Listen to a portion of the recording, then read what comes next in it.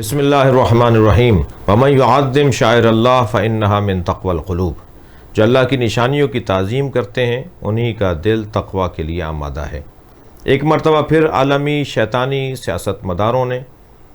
حضرت عمر ابن عبدالعزیز کے مزار کے انہدام کی ویڈیو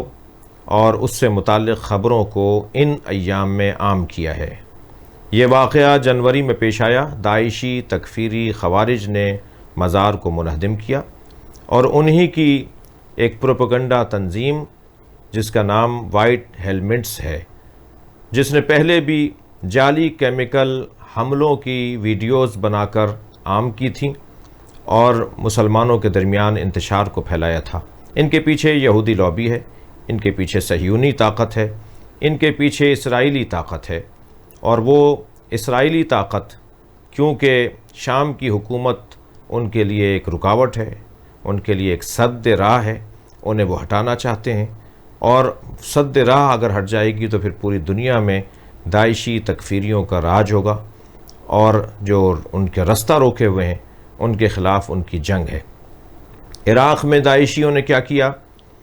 شام میں داعشیوں نے کیا کیا، کتنے گلے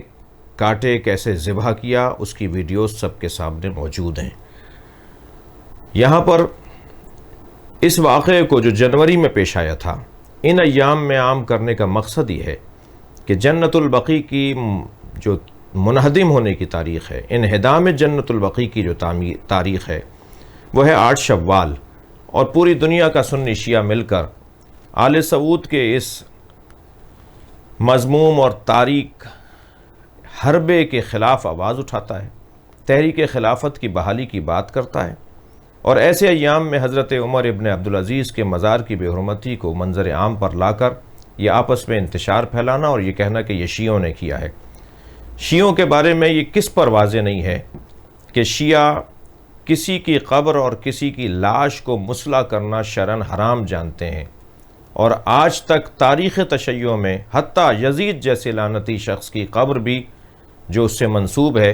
کبھی شیعوں نے اس کے اوپر حملہ نہیں کیا۔ اور قبروں کو گرانا، مزارات کو گرانا ہم آثار کے طور پر انہیں رکھنا چاہتے ہیں۔ 2 طرح کے آثار ہوتے ہیں، ایک روحانی اور معنوی آثار جن سے توسل کیا جاتا ہے، جن سے اللہ کا قرب حاصل کیا جاتا ہے، ان پر جاتے ہیں تو اسے ہم زیارت کہتے ہیں۔ وہ آثار پہاڑوں کی صورت میں ہوں، وہ آثار مکانات کی صورت میں ہوں، وہ آثار قبروں کی صورت میں ہوں، اور کچھ تاریخی ایسے آثار ہوتے ہیں جن پہ جانا زیارت نہیں ہے بلکہ عبرت ہے۔ ہم وہ عبرتوں کے جو مکانات ہیں ان کو بھی گرانا جائز نہیں سمجھتے۔ اور پھر اس داعشی تکفیری خوارجی ٹولے نے گزشتہ دنوں جو کام کیے، گزشتہ سالوں میں جو کام کیے، میرا تو سوال ہے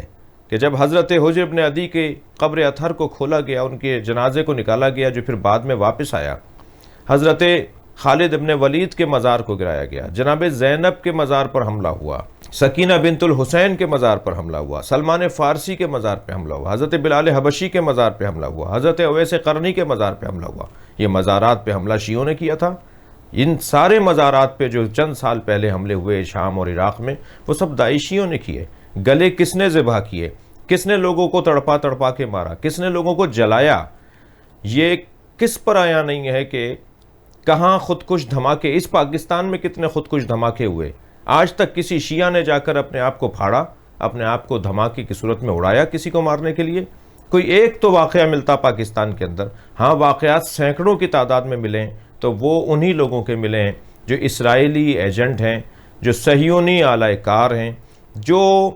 اسرائیل کو پوری دنیا میں حاکم دیکھنا چاہتے ہیں، جو یہودیوں کے اعلی کار ہیں، اور وہ مسلمان ہی ظاہری طور پر نظر آتے ہیں۔ شیعہ حضرت عمر ابن عبدالعزیز کی تکریم و تعظیم کا قائل ہے، اس لیے کہ حضرت امام محمد باقر اور امام جعفر صادق علیہ السلام نے ان کی تعریف کی ہے، ان کے لیے دعا کی ہے۔ پھر حضرت عمر ابن عبدالعزیز کا تو عالم اسلام پر احسان ہے۔ مولا علی علیہ السلام پر جو مدتوں سے سب و شتم کیا جاتا تھا، جو امیر المومنین پر لعن کی جاتی تھی، اسے حضرت عمر ابن عبدالعزیز نے روکا، اور دیگر ان کے عادلانہ جو کام تھے وہ تاریخ اسلام کا ایک سنہری باب ہے۔ میں تمام مسلمانوں سے بالخصوص اور بالعموم تمام تجزیہ نگاروں سے کہوں گا کہ یہ ایک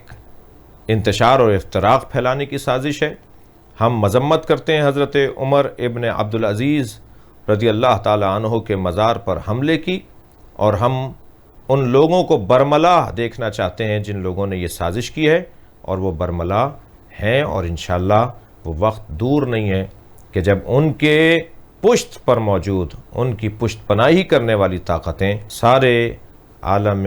انسانیت پر آیا ہوں گی، مسلمان پہچانیں گے کہ وہ لوگ کون ہیں۔